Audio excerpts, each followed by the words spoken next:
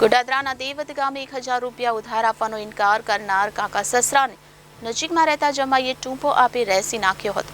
હત્યા બાદ મોડી રાત્રે ઘરે જઈ પત્નીને કહેતા સમગ્ર મામલો બહાર આવ્યો હતો. દેવત ગામ મથુરાનગરમાં રહેતી અને 3 સંતાનોની માતા મંજુદેવી રાઠોડ આ વિસ્તારમાં આવેલી શાળામાં શિક્ષિકા તરીકે નોકરી કરે છે.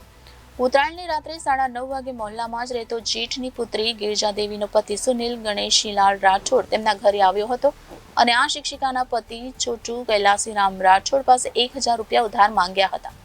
છોટુભાઈએ નાણાં નહીં હોવાનું જણાવતા તેમની પાસે નાણાં અપાવવા કહ્યા હતા, પરંતુ મંજુદેવીએ પણ નાણાં નહીં હોવાનું જણાવતા બીજી વ્યક્તિઓ પાસેથી અપાવો તેમ કહી છોટુ રાઠોડને બહાર લઈ ગયો હતો. પતિની રાહ જોઈને આ શિક્ષિકા 3 સંતાનો સાથે સૂઈ ગઈ હતી.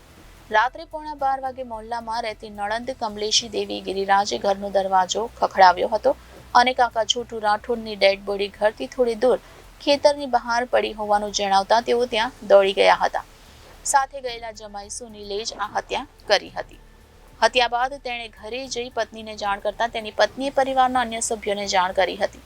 ડેડ બોડીને હોસ્પિટલ લઈ જવાઈ રહી હતી ત્યારે ભાગી છૂટેલા આરોપીને ગોડાદરા પોલીસે દબોચી લીધો હતો.